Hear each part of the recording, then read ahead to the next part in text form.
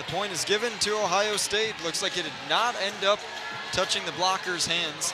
That's a huge point for the Buckeyes here, looking to close out the Hoosiers in 3. Oh, definitely worth it for Indiana to challenge at this point, especially.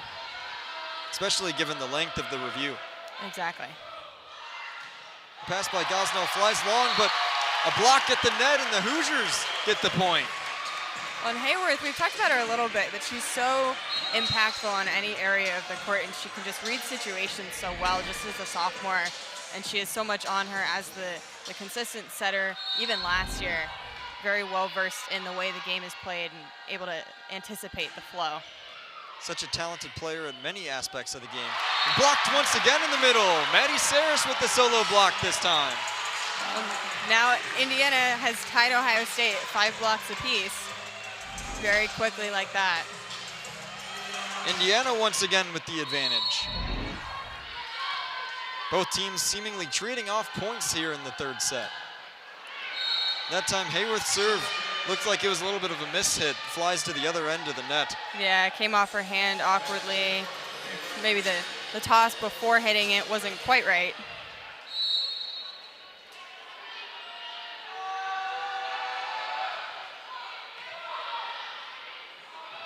Hayworth out wide to Saris, deflected. Saris once again, deflected at the net, and she finds an open area in the Buckeye defense.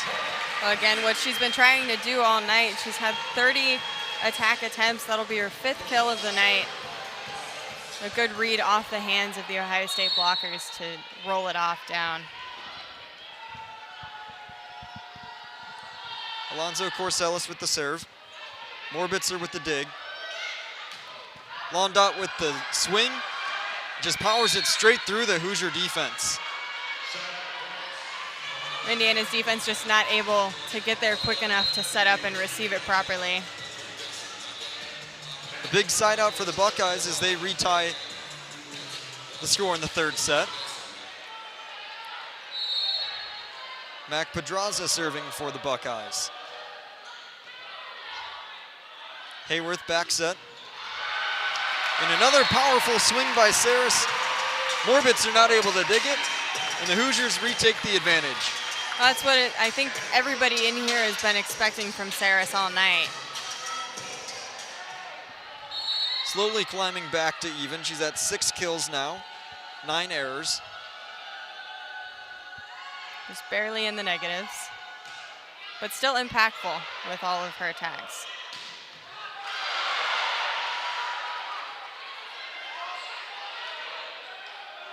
Gonzalez once again. She finds an open area right down the sideline. A great placement once again, just able to read the positions of Indiana.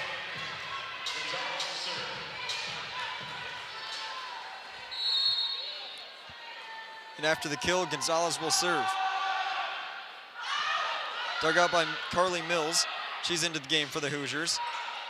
Deflected. Strame out to Gosnell.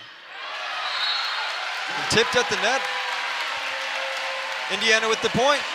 There's the power from Gosnell again, and all you need is to hit the fingertips of the blockers.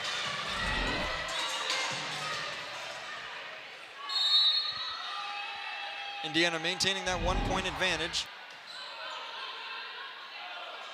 Shanasia Moore from the outside, and again, just all power. Sarame not able to do anything with that one.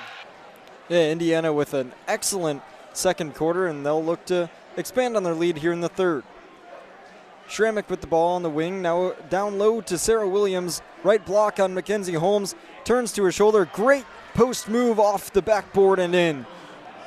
Great start for Wisconsin, getting the ball to Sarah Williams on the block, one-on-one, no other defenders near. Can just take her time and make an easy right-hand layup.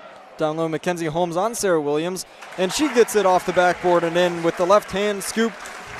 Mackenzie Holmes and Sarah Williams going back and forth in the first 2 possessions of the 2nd half. Indiana up 49-28, 9:20 left in the 3rd quarter. LaBarbera on the left wing, screen from Sarah Williams. LaBarbera with a long 2, and it's in. Swish from around the left elbow. I love the action from Wisconsin, getting a screen there and freeing up LaBarbera for a free jumper. Indiana went down low to Mackenzie Holmes, and a pass to a cutting Chloe Moore McNeil flies over her head. It'll be Wisconsin ball, down 19. But you can see how the Wisconsin approach on offense is changing, and that's moving the ball quicker because you're going to create more opportunities rather than letting the defense get set. Schrammick on the right wing, over to Wilkie at the top of the key. Schrammick screen for Wilkie, over to the right wing, nothing there. LaBarbera on the left wing, guarded by Chloe Moore McNeil. Now Parrish trying to get into the paint. A little runner off the back of the iron, rolls in. Wisconsin has scored in the first 3 possessions of the second half. Lead is Indiana by 17. Grace Berger on the left wing, guarded by Wilkie. Passes over to Moore McNeil and over to Garzone. Now Mackenzie Holmes in the short corner. Trying to work it in the post. Ball's tipped away and stolen by the Badgers. And there's going to be a foul on Mackenzie Holmes, which stops the transition opportunity for the Badgers. And with that Indiana possession, about 20 seconds of that shot clock, they were passing it around the 3-point arc. Mackenzie Holmes tries to go inside, but she's not usually one to dribble into her post up, more like trying to post up and then get the ball from a guard to pass it into her. Pospishilova guarded by Garzone on the left wing. Bounce pass, and now up to the top of the key. LaBarbera gets a step past Mackenzie Holmes, a little floater, no good. A little long, rebound Indiana. Sydney Parrish across the timeline to the right wing, looking down low for Mackenzie Holmes, no passing lanes there. Chloe Moore McNeil driving from the left wing is able to draw the foul and will head to the free throw line for 2. That's what Indiana is going to try to do more, you would think, in the second half, especially with Holmes dominating so much in the first half, is go down low, get a shot up on the rim, and then you also have a chance for offensive rebound, which happened a couple times in the first half. Actually had 6 of them in total. Chloe Moore McNeil at the line. Her first one is no good. She came into the Maryland game on Thursday at over 90% from the free throw line, but struggled against Maryland. She's down to 86% heading into this game today. Second one is a swish. She's 3rd in the Big Ten in free throw percentage, came into the week at 2nd. Indiana up 18, Pospishilova in the paint. Ball is stolen away by Yarden Garzone. Grace Berger on the break, leading a 3-on-1 advance, and Chloe Moore McNeil is able to get the layup in off a great feed from Grace Berger. The Colts got back to work today against the 3-3 Lions. Today's game marked the beginning of a brutal November schedule for the Horseshoe. The combined record of their next 5 opponents going to play today was 23-7.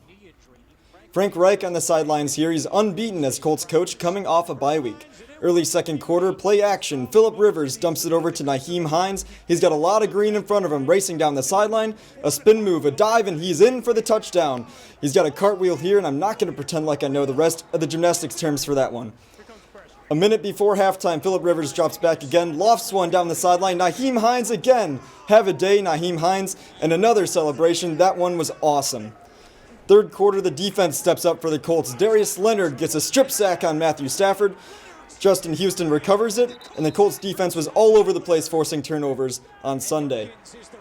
The ensuing drive, Jordan Wilkins a 1-yard touchdown run. That extends the Colts lead to 2 scores. The very next play, Matthew Stafford looking to make a comeback for the Lions. It's not going to happen here. Kenny Moore jumps the route, got a lot of green in front of him, takes it back to the house. That's a pick 6, and that play would help the Colts get the win, 41-21, and move to 5-2 on the season.